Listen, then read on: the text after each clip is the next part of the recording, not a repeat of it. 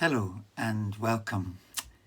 Some weeks ago, I had the good fortune to travel to Sligo and visit an old friend of mine, Tony Bates. We both studied psychology together in UCD in the 70s.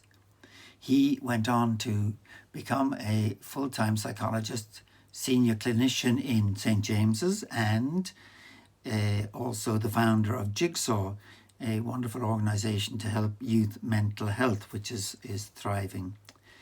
So we discussed several different topics, and I'm going to split them up.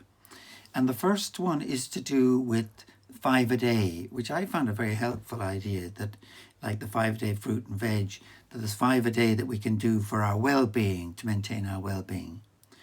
So the first will be about well-being, and the second will be about mental health, and the third thing will be about, he's got a favourite psalm, and also he has moved from Dublin to Sligo and had to adjust his life radically from what it was living in a city to now living on the edge of the Atlantic. So I hope you enjoy this first one, which is 5 a day.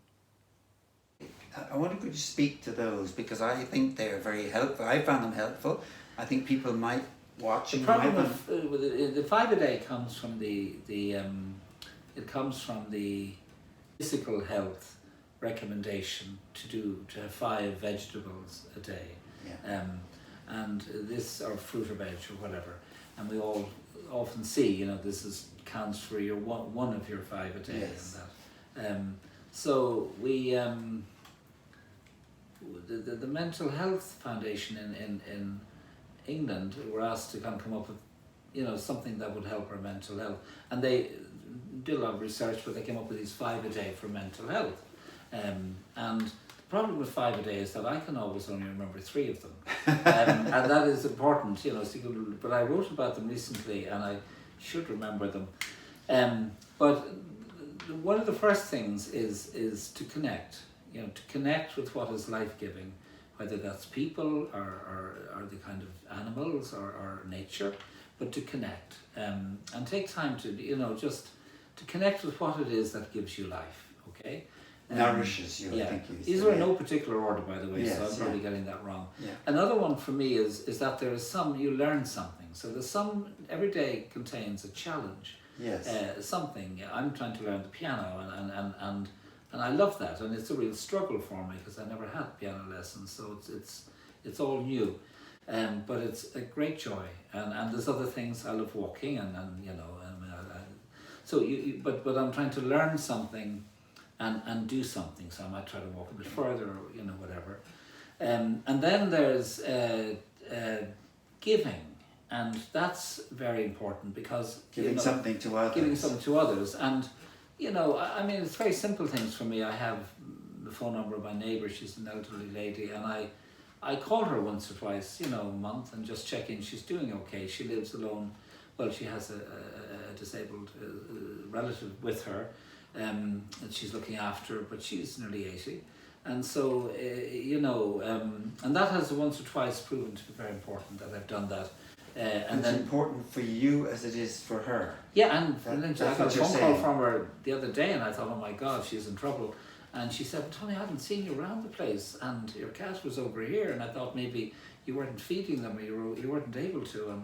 Are you okay? And so she's ringing me, which was beautiful. So it is important, yes, to give, but to be open in giving to what that person gives you. Yes. That's very important. That when you do service, it's not just the other person is benefiting, you're benefiting from doing. No, absolutely. And this is one of your 5 a day. This is good, okay.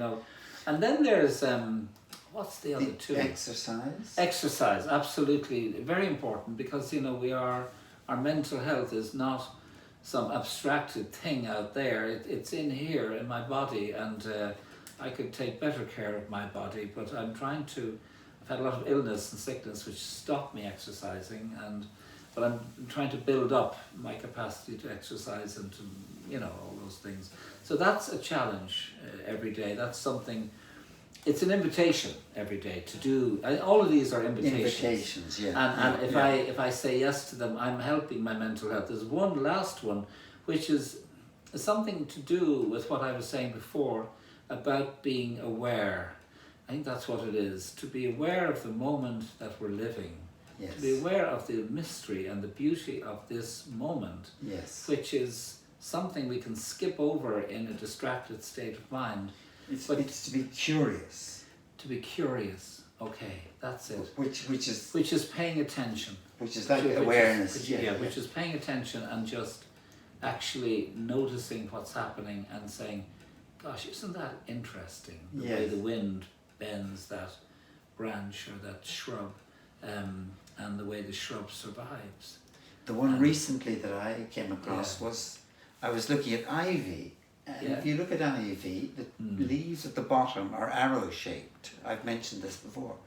And as you go up the tree, they become round. Yeah. Why? And I'm trying to figure it out. But so I agree with you. Every time I go out, I try to notice something. That's very, That's, that jumps my mind. And thank you. Thank you. It's been lovely to do. And we'll see you next week. God bless, keep safe and keep well.